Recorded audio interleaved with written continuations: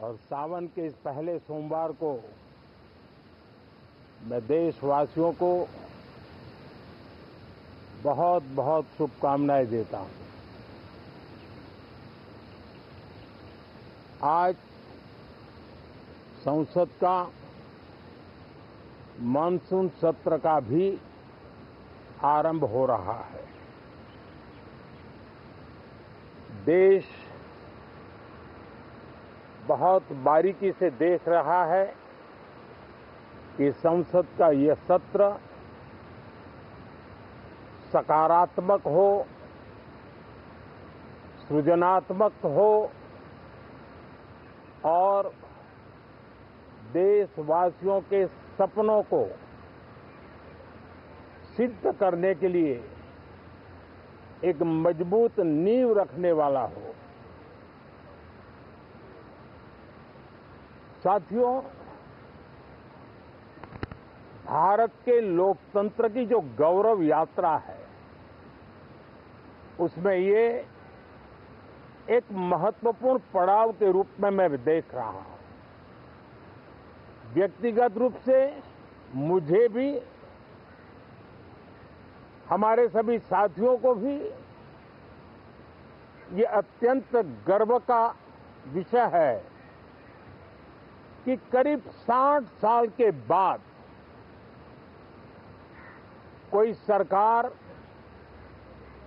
तीसरी बार वापस आए और तीसरी पारी का पहला बजट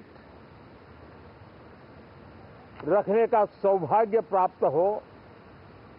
ये भारत के लोकतंत्र की गौरव यात्रा की अत्यंत गरिमापूर्ण घटना के रूप में देश इसे देख रहा है। ये बजट सत्र है। मैं देशवासियों को जो गारंटी देता रहा हूं, क्रमशः रूप से उन गारंटियों को जमीन पर उतारना, इस लक्ष्य को लेकर के हम आगे बढ़ रहे हैं। ये बजट अमृतकाल का एक महत्वपूर्ण बजट है। हमें 5 साल का जो अवसर मिला है, आज का बजट हमारे उन 5 साल के कार्य की दिशा भी तय करेगा। और ये बजट 2047 जब आजादी के 100 साल होंगे, तब विकसित भारत का जो हमारा सपना है, उस सपने को पूरा करने की मजबूत नींव वाला बजट लेकर के हम कल देश के सामने आएंगे। हर देशवासी के लिए एक गर्व की बात है कि भारत बड़ी इकोनॉमी वाले देशों में सबसे तेज गति से आगे बढ़ने वाला देश है। गत 3 वर्षों में लगातार 8% ग्रोथ के साथ, 8% ग्रोथ के साथ हम आगे बढ़ रहे हैं, हम ग्रो कर रहे हैं। आज भारत में पॉजिटिव आउटलुक, इन्वेस्टमेंट और परफॉर्मेंस एक प्रकार से अपॉर्चुनिटी की पीक पर है। ये अपने आप में भारत की विकास यात्रा का एक अहम पड़ाव है। साथियों, मैं देश के सभी सांसदों से, किसी भी दल के क्यों न हो, मैं आज आग्रहपूर्वक कहना चाहता हूं कि हम गत जनवरी से लेकर के हम लोगों के पास जितना सामर्थ्य था, उस सामर्थ्य को लेकर के जितनी लड़ाई लड़नी थी लड़ ली। जनता को जो बात बतानी थी बता दी। किसी ने राह दिखाने का प्रयास किया, किसी ने गुमराह करने का प्रयास किया, लेकिन अब वो दौर समाप्त हुआ। देशवासियों ने अपना निर्णय दे दिया। अब चुने हुए सभी सांसदों का कर्तव्य है, सभी राजनीतिक दलों की विशेष जिम्मेवारी है कि हमने दल के लिए जितनी लड़ाई लड़नी थी लड़ ली। अब आने वाले 5 वर्ष के लिए हमें देश के लिए लड़ना है, देश के लिए जूझना है, एक और नेक बनकर के जूझना है। मैं सभी राजनीतिक दलों से भी कहूंगा कि आइए हम आने वाले 4 साढ़े 4 साल दल से ऊपर उठ करके सिर्फ और सिर्फ देश को समर्पित होकर के संसद के इस गरिमापूर्ण मंच का हम उपयोग करें। जनवरी 29 जब चुनाव का वर्ष होगा, आप उसके बाद जाइए मैदान में, सदन का भी उपयोग करना है कर लीजिए। वो 6 महीने जो खेल खेलने खेल लीजिए, लेकिन तब तक सिर्फ और सिर्फ देश के गरीब, देश के किसान, देश के युवा, देश की महिलाएं, उनके सामर्थ्य के लिए, उनको एम्पावर करने के लिए जन भागीदारी का एक जन आंदोलन खड़ा कर करके 2047 के सपने को पूरा करने के लिए हम पूरी ताकत लगाए। मुझे आज बहुत दुख के साथ कहना है कि 2014 के बाद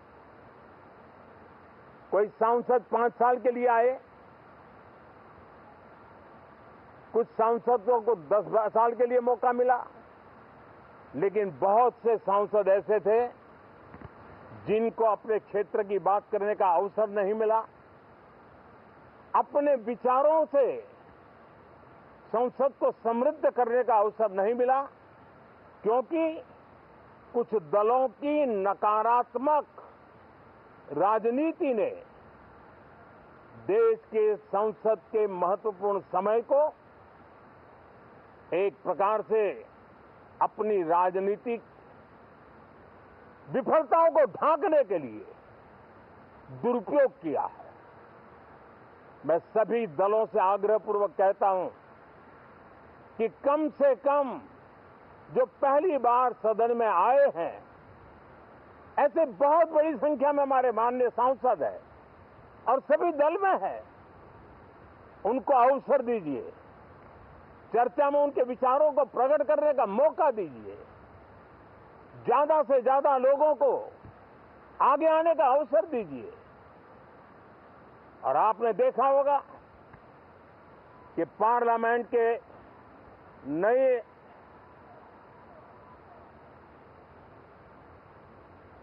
संसद गठन होने के बाद जो पहला सत्र था, 140 करोड़ देशवासियों ने बहुमत के साथ जिस सरकार को सेवा करने का हुक्म किया है देशवासियों ने, उसकी आवाज को कुचलने का और लोकतांत्रिक प्रयास हुआ। 2.5 घंटे तक देश के प्रधानमंत्री का गला घोंटने का, उनकी आवाज को रोकने का, उनकी आवाज को दबाने का लोकतांत्रिक परंपराओं में कोई स्थान नहीं हो सकता है और इसका कोई पश्चाताप तक नहीं है, दिल में दर्द तक नहीं है। मैं आज आग्रहपूर्वक कहना चाहता हूं, देशवासियों ने हमें यहां देश के लिए भेजा है, दल के लिए नहीं भेजा है। ये सदन दल के लिए नहीं, ये सदन देश के लिए है। ये सदन संसदों तक की सीमा तक नहीं है, 140 करोड़ देशवासियों की एक विराट सीमा करके ये लिए है। मैं विश्वास करता हूं कि हमारे सभी माननीय सांसद पूरी तैयारी के साथ चर्चा को समृद्ध करेंगे। कितने ही विरुद्ध विचार होंगे, विरुद्ध विचार बुरे नहीं होते हैं, नकारात्मक विचार बुरे होते हैं। जहां सोचने की सीमाएं समाप्त हो जाती है, देश को नकारात्मकता की जरूरत नहीं है। देश को